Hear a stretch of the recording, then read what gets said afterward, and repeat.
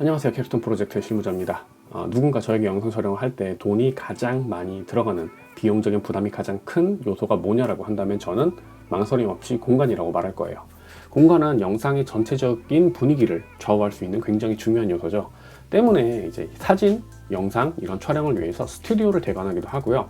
아예 드라마 세트를 만들어 버리듯이 공간 자체를 만들어 버리기도 합니다. 하지만 이거는 엄청난 예산이 들어가죠. 때문에 아무래도 일반적인 유튜버 분들이나 작은 사업장을 운영하시는 분들이 이런 공간을 만들어내는 것 자체는 어려움이 있어요. 그리고 그 다음으로 돈이 많이 들어가는 장비가 바로 조명입니다. 카메라를 제가 뽑지 않은 이유는 요즘은 스마트폰도 굉장히 잘 나오고요. 그리고 이번 영상의 컨셉 자체가 일반적인 유튜버 분들 혹은 작은 사업장을 운영하시는 브랜드사를 대상으로 하기 때문에 카메라는 제외를 했어요. 아무튼 다시 본론으로 들어가서 조명은 어떤가요? 영상에서 조명은 정말로 중요한 요소예요. 이 조명, 빛의 중요성은 너무나 많은 분들이 이야기를 했고 저 역시도 여러 차례 이야기를 했기 때문에 더 이상 말씀드리지는 않겠습니다.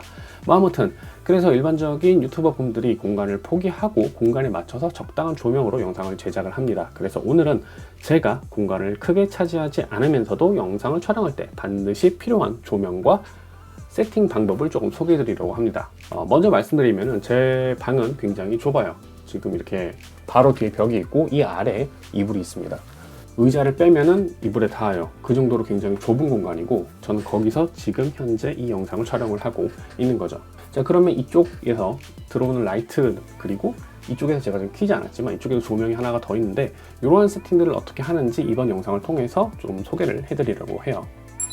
자, 일단은 먼저 공간을 크게 차지하지 않는 이케아 스탠드를 설치를 합니다. 이때 스탠드는 지금 이제 화면에 보이시는 것처럼 각도 조절이나 위치가 자유로운 제품으로 구매를 하시면 돼요. 굳이 이케아가 아니라도 상관이 없는데 저는 이케아께 싸서 그냥 구매를 한 겁니다. 자, 그리고 거기에 조명을 설치를 해야 되는데 일단은 제가 이케아 이 전구 조명에 사용하고 있는 모델이 뭐냐면은 바로 요 조명입니다.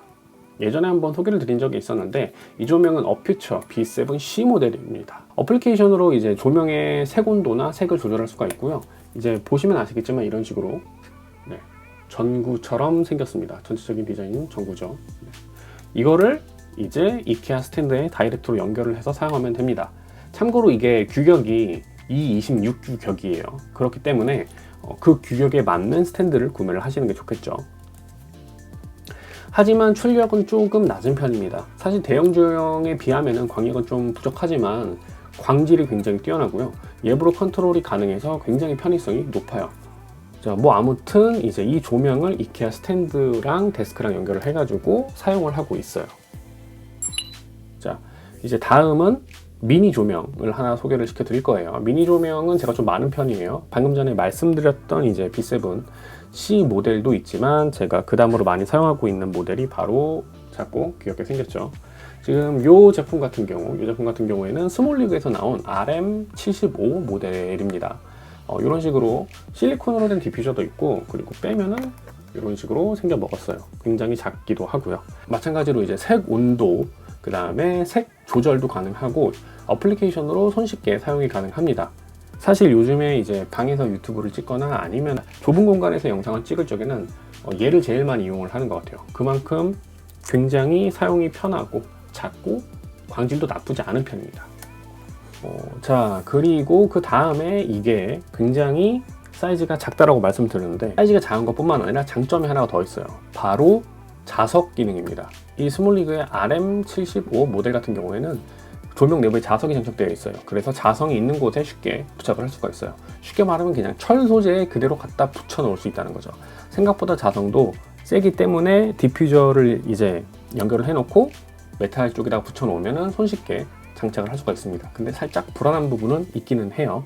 아무튼 조명을 그렇기 때문에 이제 박스 위에 올려놓지 않고 책상 위에 사물이나 아니면 생활용품 모니터 뒤쪽에 연결을 해서 손쉽게 사용을 할 수가 있습니다. 제 경우에는 이제 노트북을 거치해두는 판이 있어요. 모니터 암이랑 그 다음에 노트북 거치 패널이랑 연결을 해서 쓰고 있는데 그 뒤쪽이 바로 메탈이거든요. 그래서 그 아래에 자석을 붙여놓고 사용을 하고 있습니다. 굉장히 편해요.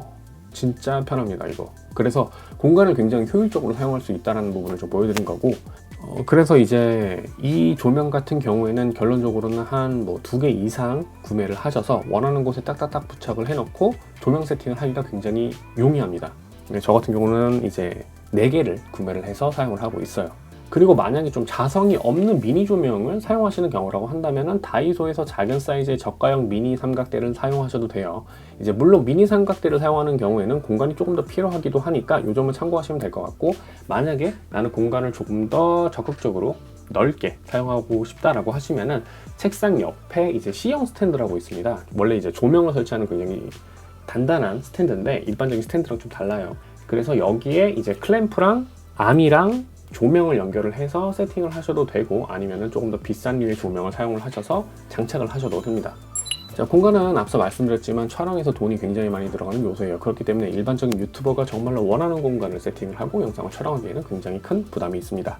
하지만 오늘 말씀드린 방식대로 내 책상 위 공간을 적극적으로 활용할 수 있는 이러한 노력들을 한다면은 최소한의 시간으로 최고의 효율을 뽑아내는 촬영을 할 수가 있게 됩니다. 오늘 영상은 여기까지고요. 지금까지 그리고 앞으로도 저는 캡스톤 프로젝트 실무자입니다. 감사합니다.